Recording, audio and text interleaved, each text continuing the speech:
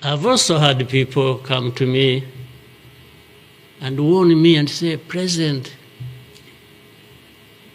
you know you are too vocal, you say things that challenge these people who have the power in their hands, and they're going to kill you.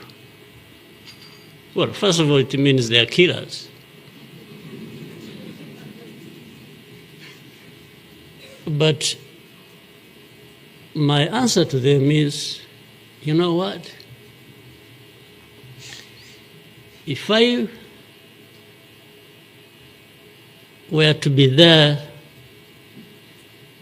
to just accept these things to happen, I don't think I would count myself as living anyway. It's like I would already be dead. To live a life of lies, of pretense,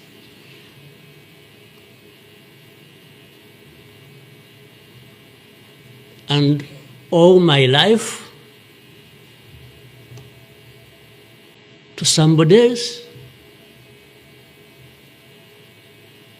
I would be dead anyway. So why don't I die fighting?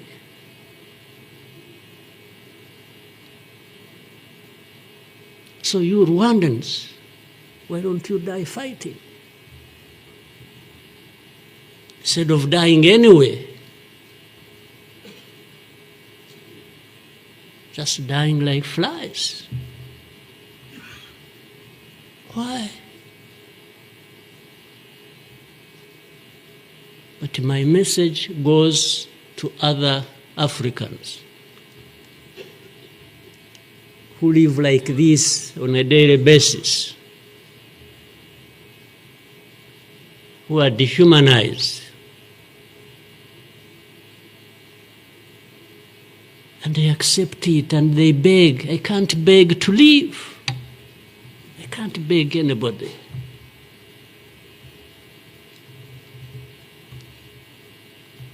Who will fight?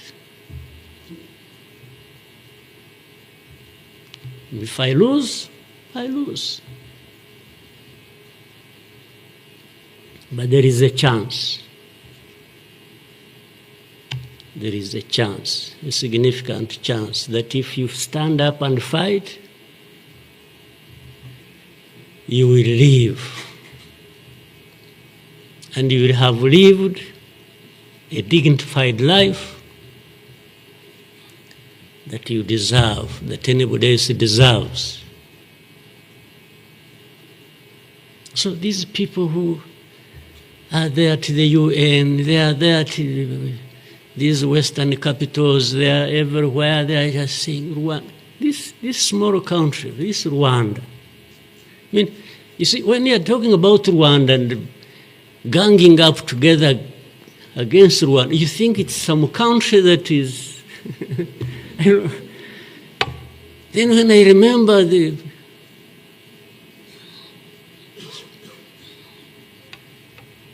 facts about it, I just imagine the world has gone amok.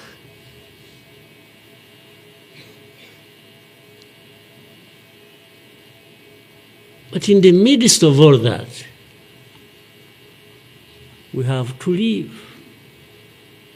We have to live our lives, we have to fight for that, we have to live the way we want. And I tell anybody to his face to go to hell.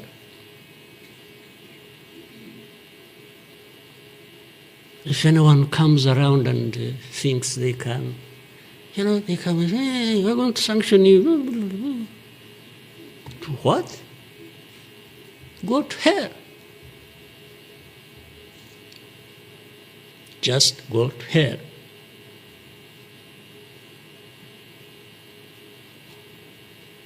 You have your own issues to deal with. Go and deal with your own issues. Leave me to mine. This is the spirit, I think, Rwandans must have in their daily lives. So my worry is not about how powerful these people are that come down upon us and throw anything at us. I'm never worried about that. I worry about one thing, which has lived on for centuries. It's for Rwandans. It's for Africans who sit back and find nothing wrong with accepting to be treated like that. That's my only worry. When can Rwandans, when can Africans refuse to be mistreated like this? To be told they have no value, to be told that their lives have to be lived as a result of a favor they are being done by somebody else. What a shame for people to accept that even for a moment. You must not accept it. You must get up and fight for yourself.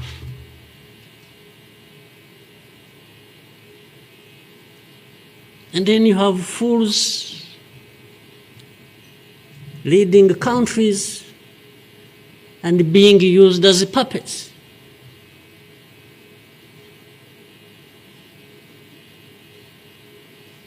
And they are stealing from their own resources, which they should be putting to the good use of their own people and develop them. They just put everything to their own use, find billionaires in a sea of poverty, millions of people going hungry, and their leaders, billionaires, money that has been stolen from the resources of these people, and these are the ones received in Western capitals and praised, and when, Rwanda is being crucified, literally at the UN, everywhere, these are the ones who show up and everybody is doing their bidding.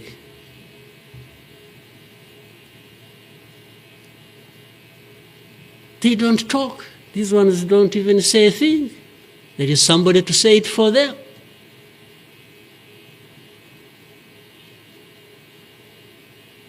You don't say a thing. Even in meetings where solutions are being thought about and crafted and so on, they are absent because somebody else is there. They address when their name comes up, they say, no. You see, I see it on a daily basis. Somebody has agents, orders them, pays them to go everywhere preaching hate speech, killing people in broad daylight, setting fire on these people, burning in broad daylight. And when it comes up for discussion, they say, no, it's not this one. No. You see some other people, we look for them. But the person keeps coming up. He says, no, I will take the war to Kigali, I remove the government, these Tutsis, we are tired of them, like we were tired of them 31 years ago.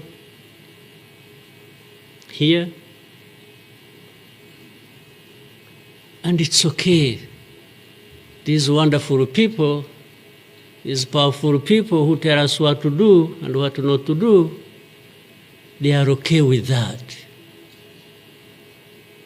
They are fine with that.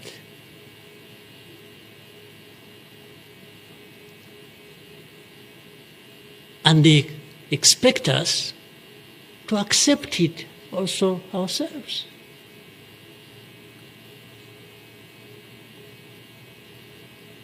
In broad daylight.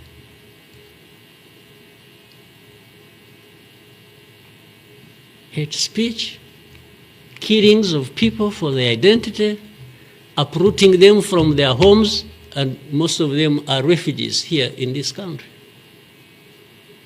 We have 125,000 people as refugees who have been living in camps, uprooted from their homes in eastern Congo. And then these powerful, good people come here and pick 1, 2, 3, another day 5, if there are many, to go and settle them in those beautiful countries of theirs. And they leave the majority here. And they expect us to be thankful that that's a huge gesture of generosity. First of all, they take them knowing that these are actually refugees from a neighboring country. They don't take them as Rwandans. You take them as refugees from Congo. Only that they are taking very few. They are not, I wish they could take all of them. Those who wish to go and resettle them. So the rest becomes my problem. So what they have to do is cleanse Eastern Congo of all these people, bring them to Rwanda, take to your countries those you want, few, very few, not even 0.1%, and the rest should remain Rwanda's problem. Because after all, these ones are Tutsis like Kagame. That's a simple conclusion. But ask yourselves, how did these people end up being across the border of Rwanda? Was it really done by Kagame? Was it done by Rwanda? No, for us, we are here lucky that we are alive, that we survived. But as I say this,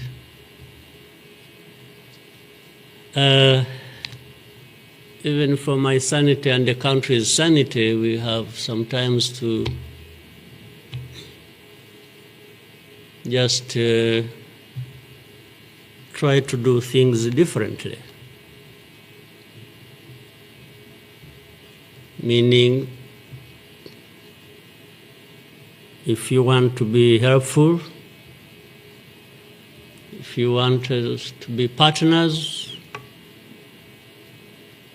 we are happy to play our part, and you can be sure you will find a reliable partner in us. Irrespective of what we think about you.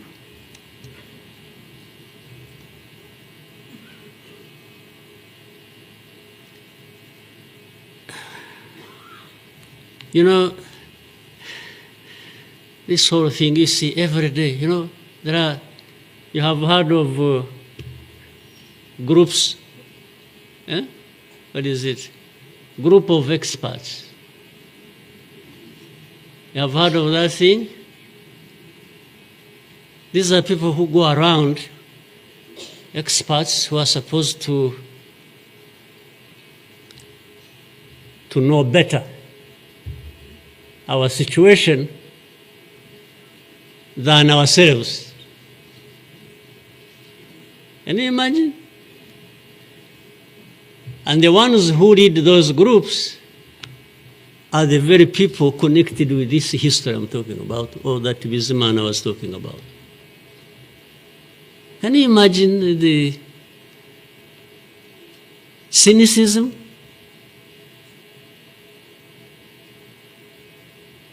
And this expert comes to me and asks me, but this... So the whole thing about genocide, this ideology that has killed millions of people, has been turned into a problem of minerals. It's okay. Let's imagine it's a problem of minerals now. Was it a problem of minerals in 1994? Which minerals were we fighting for here? Just imagine. Which minerals?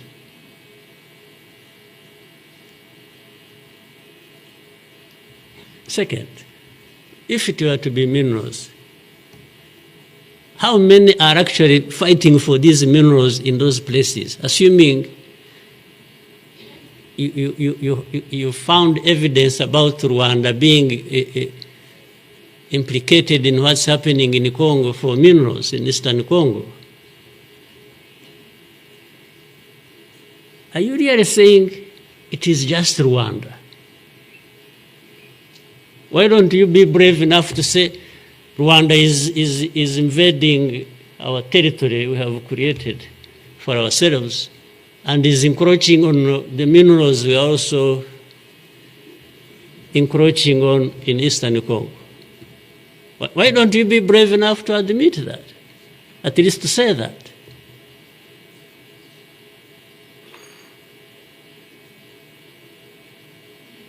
Minerals? If what is the allegations, if these allegations were true, you know what? Rwanda would be as rich as you are, those who make the accusations. We would not be needing your money at all. Which you give us nothing and you come and beat us up for for everything. I mean, yeah, that is the world between the dark past and the cruel present.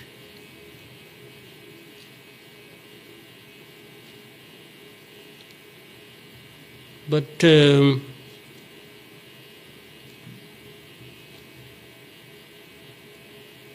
what didn't kill us and finish us 21 years ago has hardened us, has prepared us for the bad things that will always come anytime these people want and wish. Honestly, I want to assure you, we will not die not fighting like last time. And fighting does not involve invading anybody's territory, does not involve going after something that is not ours. Fighting, I mean, is if you find us here and want to treat us the way you want that you have seen in the past, I just want to assure you you will not succeed. You will not succeed. I think I beg all these Rwandans, we should be itching for a fight with anybody who wants to come here and turn things upside down. And I think there are many who are ready to join for that. But for our friends, our partners, please, don't misunderstand us, don't mistreat us. We have had enough of it. Take it somewhere else. Take it somewhere else. You know, this Bizimana who was telling you this whole history, by the Bizimana, if you could compile that and distribute it to our friends and all of us. I actually want a copy of what you... But I think you should give our friends and others, they need to... Much as in the cruel present, facts don't matter, evidence doesn't matter, the truth doesn't matter. What matters is what pleases you on any day, and doesn't matter what facts about others. But and I was saying this because this man made another presentation another time that involved the same people he was talking about. And the next day, from embassies, people came to him, threatening him. Yeah. You know, they even, they are so foolishly brave to just, you know, they went to him. And I think another message went through Foreign Affairs. It's like this man who is saying this, and he was not saying it is not true, but he was saying no for daring to say it, even if it is the truth. Yes, they threatened him, and they even started threatening he will not get a visa to travel to some places, face to face, like that. Somebody from the embassy threatening our minister. Of course, I can't blame them that, given this history we have had, that from the embassy they even think they are above the minister. Yeah. He just come and say, you dare say this. He wasn't saying, this is contrary to the truth or evidence we have. Why did you present lies? No. He was just saying, whether lies or truth, you shouldn't have said it. That is the cruel present we live in, but we must confront it. And we will. We shall. No question about it. I've also told people that anyway, for us, we are in a sort of not bad position because the worst has already happened to us. I don't think anything worse will happen, ever. So those who are scared, fearful of anything, I just want to console you in some way, if you may, that actually the worst has already passed. When we lost the people during that time, the young man was giving testimony about. Do you think anything like that would ever happen again? I don't think so. So why would we be scared of anything? The worst. The hurricane came and we took cover and things, and it has passed. And we rebuilt. We rebuilt our strength of all kinds. I don't think there is any other hurricane that will come and sweep across the country, destroying everything. I don't think so. I think I should, even for, again, the sake of our sanity, maybe we'll always, during the war times, to keep my own balance, there used to be battles taking place across the country, militias killing people, RPA soldiers fighting government forces. Sometimes in our movements, one of the commanders would come to me and say, "President, you come and see what has happened here." I went there once and saw a mass grave that they had just dug with caterpillars, and I think they had put in over 2,000 people.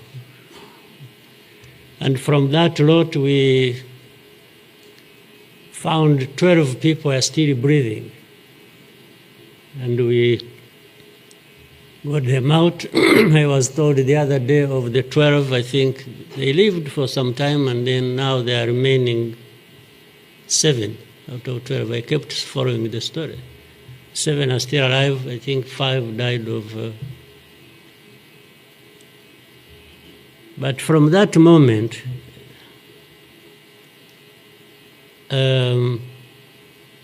I told the commanders that they should never bring my attention to this kind of thing. They should just handle it, and we agreed how they would be handling it. But I should never, I don't even need to be informed. And the reason was simple. And unfortunately, such a moment of remembrance sort of takes you back into that. But the reason was I didn't want my judgment and my conduct of the war and the leadership I was supposed to be providing to be impaired in any way by the anger, by what you saw. So that's why I wanted to keep my own balance so that we go through so many things. But otherwise, if I kept seeing this, putting people out of a mass grave, and then your mind goes to say, but who is this doing? Whoever is doing this, why is he doing it? He may end up... So anyway, let me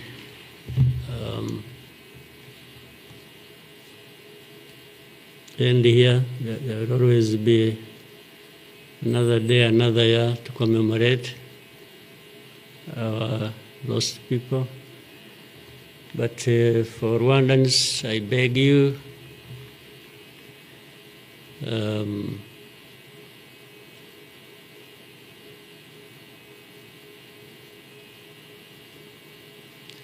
don't you owe your life to anybody else. And please have the courage to deal with it situation and moment as it is. Don't offend anybody, but always fight for what is yours. Don't allow anybody else to dictate to you